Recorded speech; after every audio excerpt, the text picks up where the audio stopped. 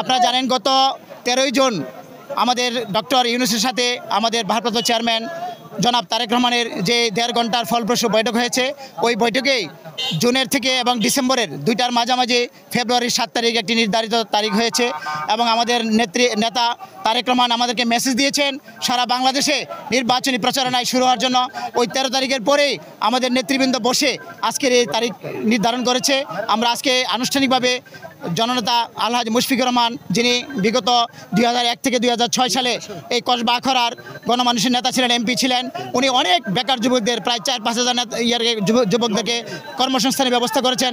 এলাকার রাস্তাঘাট, মসজিদ, মাদ্রাসা, স্কুল, কলেজ এবং বিদ্যুৎ প্রায় 95% বিদ্যুৎ ওনার আমলে হয়েছে। এই জন্য এই কসবা আখড়াবাসী উন্মুখ হয়ে আছে।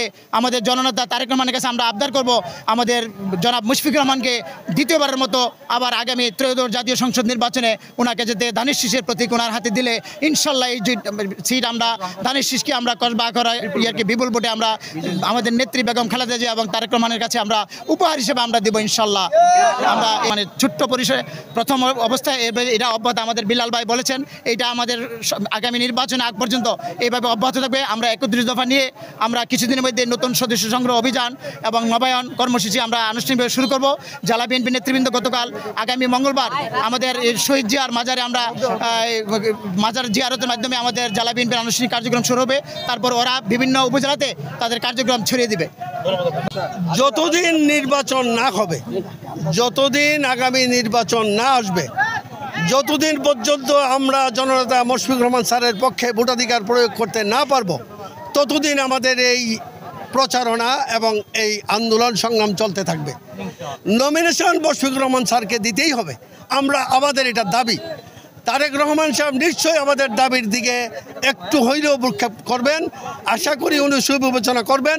আর যদি মুশফিকুর রহমান স্যারের বিষয়ে, ওনার বয়সের বিষয়ে বা কোনো প্রকারের কোনো কিছু থাকে, আখাউড়াতে কসবাতে এইরকম ধানের শীষের পক্ষে নির্বাচন করার মুশফিকুর রহমান স্যারের পক্ষের লোক আছে, যথেষ্ট আছে। মুশফিকুর রহমান স্যার তৈরি করছে এরকম সৈনিক আছে, একাধিক সৈনিক, ওই সৈনিকরাই এগিয়ে যাবে। এটা মুশফিকুর রহমান স্যারের সিদ্ধান্তের উপর নির্ভর করবে। আমরা তারেক রহমান সাহেবের সিদ্ধান্ত মাথা পেতে নেব, তবে আমরা অনুরোধ করব এইটা যেন উনি সুবিবেচনা করেন। আরেকটা বিষয়, কতগুলো ফেক আইডি থেকে ইদানিংকালে বিশেষ কিছু ব্যক্তির নামে এগুলা আলোচনা হচ্ছে, এগুলো নিতান্তই কথার কথা বাদকে বাদ মানুষকে ইয়ে করার জন্য, এগুলো যেন প্রচারণা না হয়। এই জন্য আপনাদের সময় টিভির মাধ্যমে আমি আপনাদেরকে আগামী ফেব্রুয়ারি মাসে বাংলাদেশে ত্রয়োদশ নির্বাচন হতে পারে। সেই নির্বাচনকে সামনে রেখে কসবা সারা দেশের ন্যায় কসবা আখড়া নির্বাচনী প্রচার যেমন শুরু হয়ে গেছে, এখানে একাধিক প্রার্থী মনোনয়ন চাচ্ছে। কিন্তু আমরা যারা আখড়ার মানুষ, আখড়ার তৃণমূলের মানুষ, আখড়ার সাধারণ মানুষ চাই এই এলাকাতে ব্রাহ্মণবাড়িয়া 4 নির্বাচনী এলাকায় আগামী দিনে দ্বিতীয়বারের মতো সাবেক এমপি মুশফিকুর রহমানকে যেন আবার মনোনয়ন দেওয়া হয়। এবং আমরা ইনশাল্লাহ মুশফিকুর রহমানকে যদি মনোনয়ন দেওয়া হয়, এই কসবা আখড়ার মানুষ বিপুল ভোটে মুশফিকুর রহমানকে বিজয়ী করে খালেদা জিয়ার হাতে এই সিট তুলে দেবে, এই আশাবাদ ব্যক্ত করছে। আপনাদেরকে ধন্যবাদ।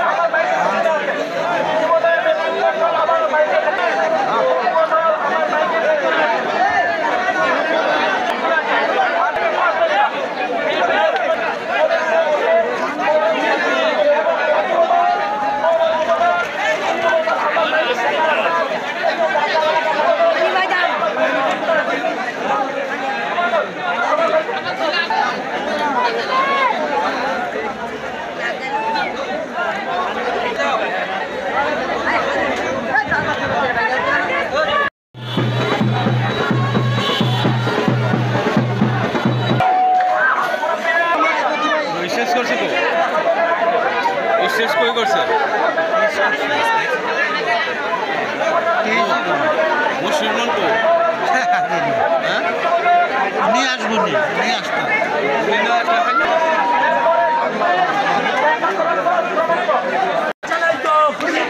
নাই তো ছাত্র দলের